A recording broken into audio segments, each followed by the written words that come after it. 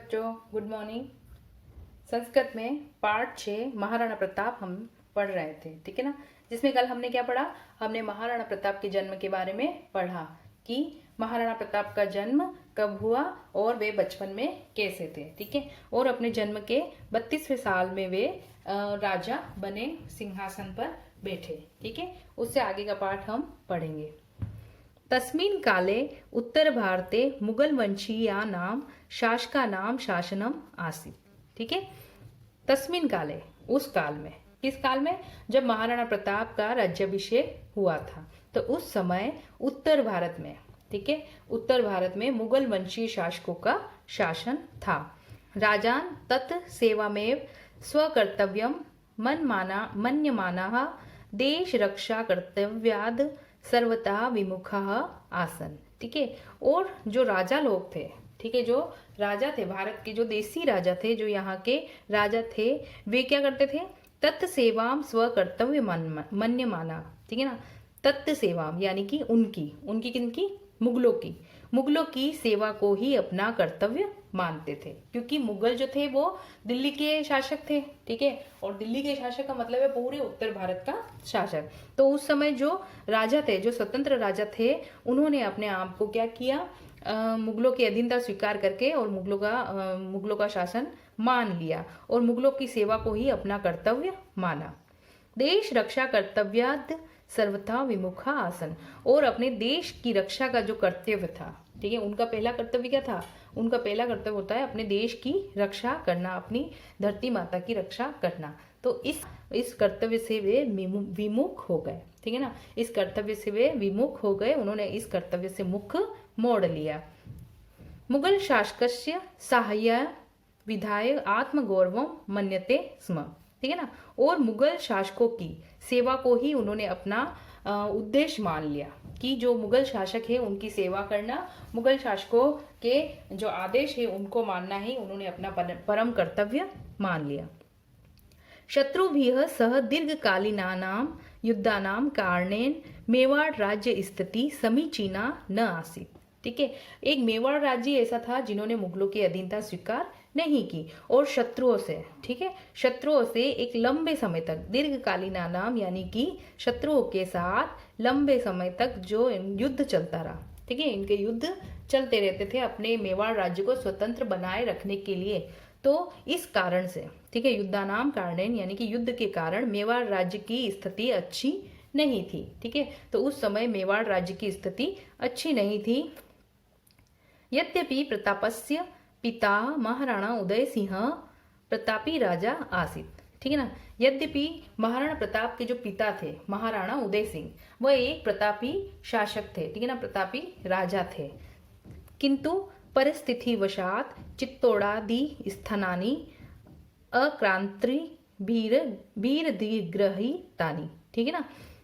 किंतु परिस्थिति के से विवश होकर, ठीक है ना, परिस्थितिवश चित्तौड़ के किले पर भी जो आक्रमणकारी थे उनका अधिकार हो गया, ठीक है। अब क्या हुआ कि महाराणा प्रताप के जो पिताजी थे उदय सिंह, वह एक प्रतापी ही राजा थे, लेकिन उस समय क्या है कि जो मुगल थे उनकी सेना बहुत विशाल थी, ठीक है, और उदय सिंह की जो सेना है वो बहुत ही छोटी थी।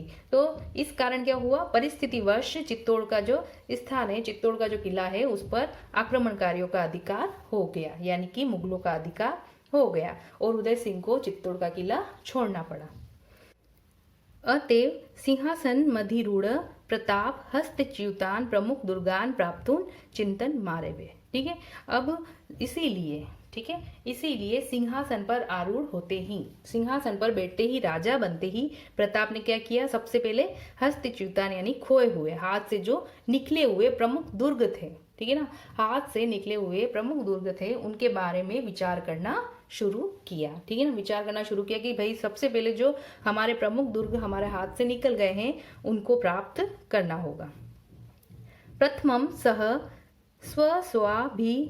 स्वामी भक्त सामंतानां स्थानीय बिल्ल जनानां च सभाम आकारितवान, ठीक है ना। इसलिए सबसे पहले उन्होंने क्या किया? सबसे पहले स्वामी भक्त सामंताना, ठीक है ना, अपने जो स्वामी भक्त सामंत लोग थे, ठीक है ना, उनके जो स्वामी भक्त सामंत लोग थे उनको, और स्थानीय भील जन, ठीक है ना, और वहाँ स्थानीय भील जन, ठीक है ना, स्थानीय जो भील जाति के लोग थे, ठीक है ना, भील जाति के जो योद्धा थे उनकी एक सभा बुलाई, ठीक है, उनकी एक सभा रखी, ठीक है। तत्रैव स प्रतिज्ञां कृतवान, तत्रैव यानी वहां, ठीक है, वहां पर उन्होंने एक प्रतिज्ञा ली, ठीक है, वहीं पर उन्होंने एक प्रतिज्ञा की, यावत अहम हस्तच्युतान स्वराज्य भागान पुनः न प्राप्स्यामि तातव सुपर्ण पात्रेषु भोजनम न करिष्यामि, राजप्रसादे वासम न करिष्यामि, मृदुतल्पे च शयनम न करिष्यामि, ठीक है। और उन्होंने क्या प्रतिज्ञा ली कि यावत अहम हस्तच्युतान स्वराज्य भागान पुनः न प्राप्स्यामि, ठीक है ना, जब तक, ठीक है, उन्होंने क्या प्रतिज्ञा की, यावत यानी जब तक मैं खोए हुए अपने राज्य को पुनः वापस प्राप्त नहीं कर लूंगा, जब तक मैं अपने इस राज्य को, जो मेरे खोया हुआ राज्य है उसको पुनः प्राप्त नहीं कर लूंगा, तावत तब तक सुवर्ण पात्रेषु भोजनम न करिष्यामि, तब तक मैं सोने के बर्तन में खाना नहीं खाऊंगा, ठीक है ना, सोने के पात्र में खाना नहीं खाऊंगा, राज प्रसादे वासम न करिष्यामि, महलों में नहीं रहूंगा, राज प्रसाद यानी महल, ठीक है ना, महलों में वास नहीं करूंगा, महलों में नहीं रहूंगा, मृदु तल्पे च शयनम न करिष्यामि, और मृदु तल्पे, मृदु तल्प कहते हैं कोमल बिछोना, ठीक है ना, कोमल गद्दों पर मैं शयन नहीं करूंगा, कोमल बिस्तर पर मैं नहीं सोऊंगा। तो इन्होंने क्या प्रतिज्ञा की कि इन्होंने सबसे पहले अपने राज्य को प्राप्त करने के लिए एक सभा बुलाई, ठीक है, और उस सभा में इन्होंने क्या प्रतिज्ञा की, जब तक मैं अपने खोए हुए राज्य को प्राप्त नहीं कर लूंगा, न तो मैं सोने के बर्तन में खाऊंगा, न ही मैं महलों में निवास करूंगा, और न ही मैं कोमल गद्दों पर सोऊंगा।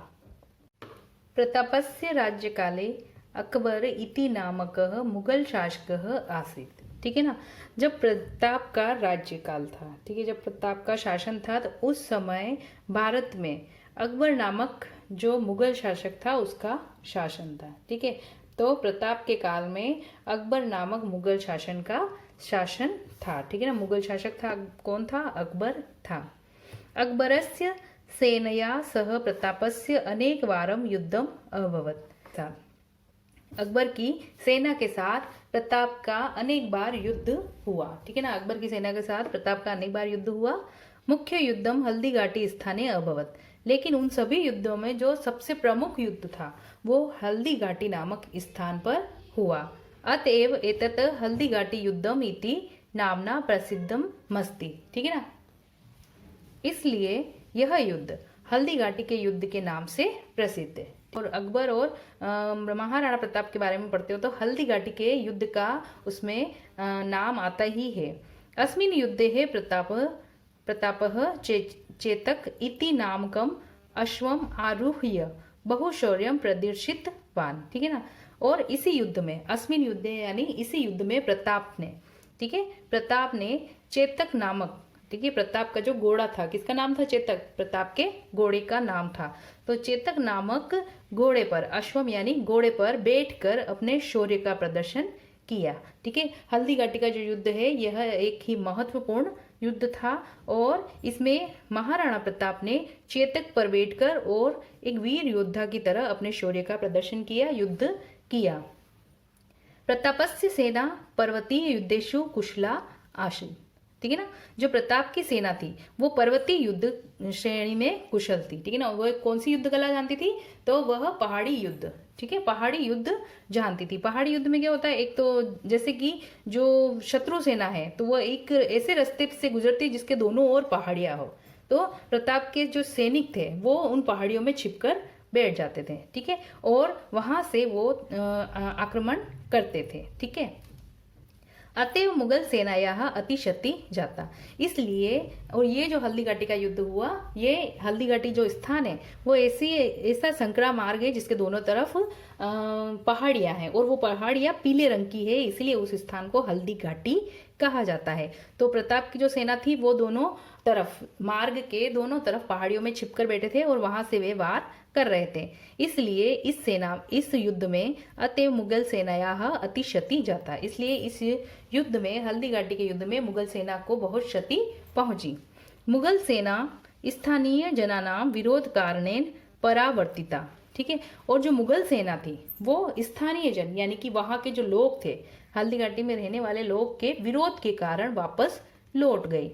अस्मिन् युद्धे प्रतापस्य राज्ये अपि जन क्षति च संजाता। ठीक है, तो इस युद्ध में प्रताप के राज्य को जन क्षति यानी कि लोगों की भी बहुत हानि हुई, बहुत से लोग मारे गए, और धन क्षति यानी बहुत सारा धन भी खत्म हो गया था। तत्स्य सेना अपि धनाभावे विघटिता। ठीक है ना, और उनकी जो सेना थी, ठीक है, उनकी सेना भी धन के अभाव में बिखर गई। ठीक है ना, विघटित हो गई। परम प्रतापः कदापि पराजयम न स्वीकृतवान। प्रताप ने, ठीक है ना, परम प्रतापः, लेकिन प्रताप ने कभी भी पराजय को स्वीकार नहीं किया। इतनी जन धन की हानि होने के बाद भी प्रताप ने अपनी पराजय को स्वीकार नहीं किया।